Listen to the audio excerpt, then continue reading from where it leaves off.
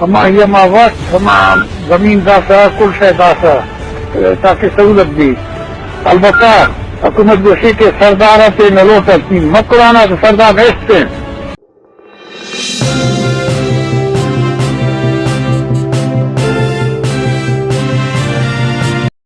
ہمارا سرداری نظام بیچتے ہیں ماں نہیں تک مکرانا دین رہے اور شیر نئے ہمارا باغات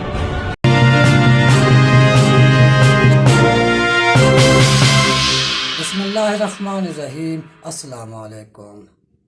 27 اگست کی صبح جب قوم نے ریڈیو اور ٹیلی ویژن آن کیے تو ایک بریکنگ نیوز سامنے آئی اور قوم کو یہ بتایا گیا کہ بلوچستان کے ضلع کولو میں فوجی آپریشن کے دوران ایک غار دب جانے سے نواب محمد اکبر بگٹی اپنے ساتھیوں اور چند فوجیوں سمیت جاں بحق ہو گئے ہیں۔ کیا نواب اکبر بگٹی کو قتل کرنا اتنا ضروری تھا اور ان کے قتل کے پیچھے کیا محرکات تھے؟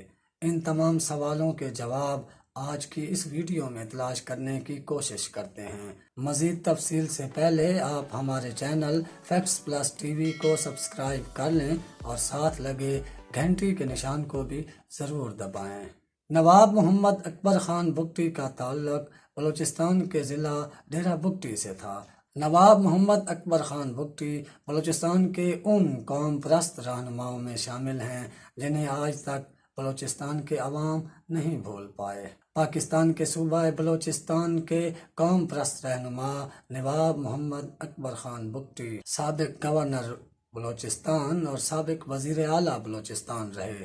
نواب محمد اکبر خان بگٹی نے اپنی زندگی میں بہت سی اہم پوسٹوں پر کام کیا اور بہت سے اہم کام بھی سر انجام دیے۔ آپ جمہوری وطن پارٹی کے سربراہ تھے اور آپ نے ہی اس پارٹی کی بنیاد رکھی۔ 12 جولائی 1927 کو نواب محراب خان کے ہاں بارکھان میں پیدا ہوئے۔ لاہور کے ایچ ایس این کالج اور آکسفورڈ یونیورسٹی سے اعلیٰ تعلیم مکمل کی۔ 1946 میں وہ اپنے قبیلے کے 19ویں سربراہ مقرر ہوئے۔ 1949 میں حکومت پاکستان کی خصوصی اجازت سے انہوں نے PAS یعنی آج کل کا CSS کا امتحان بغیر تربیت کے پاس کیا۔ اس کے علاوہ وہ بلوچستان اور سندھ کے شاہی جرگے کے رکن بھی نامزد رہے۔ 1951 میں انہیں بلوچستان کے گورنر جنرل کا مشیر بنا دیا گیا اور 1958 میں وہ وفاقی کابینہ کا حصہ بھی رہے۔ 1960 میں وہ عوامی نیشنل پارٹی میں شامل ہو گئے اور ایوب خان کے دور میں انہوں نے کچھ عرصہ جیل بھی کاٹی۔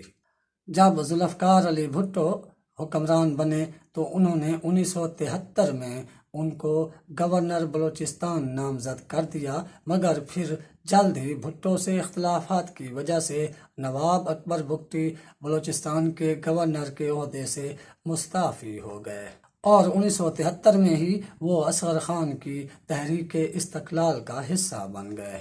1988 میں وہ بلوچستان اسمبلی کے رکن منتخب ہوئے اور فروری 1988 سے اگست 1990 تک وہ بلوچستان کے وزیر اعلیٰ رہے۔ بے نظیر بھٹو نے بعد ازاں 1990 میں بلوچستان اسمبلی تحلیل کر دی اور ان کی حکومت بھی ختم ہو گئی۔ وہ 1993 کے عام انتخابات میں ڈیرہ بگٹی سے MNA منتخب ہوئے اور قومی اسمبلی میں انہوں نے اردو کا بائیکاٹ کیا، جبکہ 1997 اور 2002 کے الیکشن میں انہوں نے حصہ نہیں لیا۔ نواب محمد اکبر بگٹی کی بلوچستان کے ضلع کولو کے مری قبائل سے رشتہ داری تھی، اس لیے 2003 سے 2006 تک وہ کولو میں مقیم رہے اور حکومت مخالف تحریک کی سربراہی کرتے رہے۔ اس تحریک میں وہ بلوچستان کے لیے حقوق کی مانگ کرتے رہے اور اسی تحریک کے دوران ہی وہ اپنی جان سے ہاتھ دھو بیٹھے۔ نواب محمد اکبر بگٹی کئی ماہ تک کولو کے پہاڑوں میں روپوش رہے۔ 26 اگست 2006 کو ایک رات فوجی آپریشن کے دوران فوجی اہلکار ان کو تلاش کرتے ہوئے ایک غار کے دانے پر پہنچے اور جب وہ اس غار میں داخل ہونے لگے تو وہ غار دھماکے سے پھٹ گئی اور بیٹھ گئی۔ حکومتی موقف کے مطابق انہیں مزاحمت سے یہ اندازہ ہو رہا تھا کہ غار میں کوئی ہائی ویلیو ٹارگٹ موجود ہے، مگر انہیں یہ قطعاً اندازہ نہیں تھا کہ اس غار میں موجود افراد میں نواب محمد اکبر بگٹی بھی موجود ہیں۔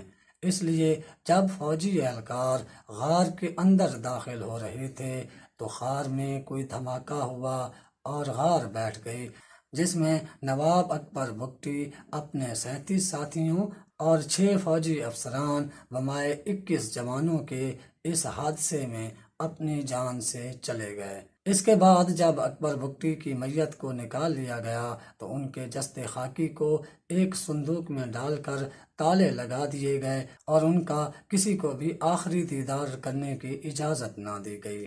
اکبر بگٹی کی ضلع ڈیرہ بگٹی میں چند افراد کے ساتھ نماز جنازہ پڑھوا کر سرکاری نگرانی میں تدفین کر دی گئی۔ آخر کسی کو بھی اکبر بگٹی کا آخری دیدار کیوں نہ کرنے دیا گیا اور اس میں کیا امر مانے تھا؟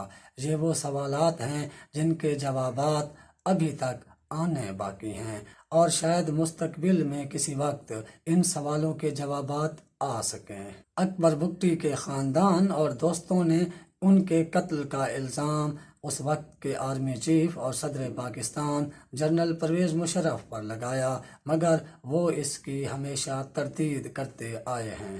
نواب اکبر بگٹی کے قتل ہو جانے کی اطلاع ملتے ہی بلوچستان میں حالات کشیدہ ہو گئے اور ہر طرف جلاؤ گھراؤ شروع ہو گیا۔ اسی دوران مشتعل مظاہرین نے زیارت میں موجود قائد اعظم ریزیڈنسی کو بھی آگ لگا کر نذر آتش کر دیا۔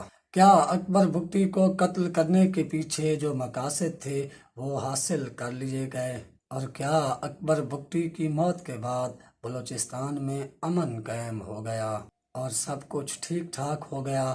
یہ وہ سوالات ہیں جن کے جوابات آنا ابھی باقی ہیں۔ جہاں لوگ ان سوالات کے جواب تلاش کر رہے ہیں، وہیں پر یہ کہنا بھی ضروری ہے کہ اکبر بگٹی کے قتل کے بعد بلوچستان میں جس نفرت اور تعصب کی آگ نے جنم لیا، اس نے دھرتی کے کئی معصوموں کے زندگی کے چراغ گل کر دیے۔ آپ اپنا، اپنے گھر والوں، دوستوں کا خیال رکھیے گا، اپنے اس چینل کا بھی۔ اللہ حافظ۔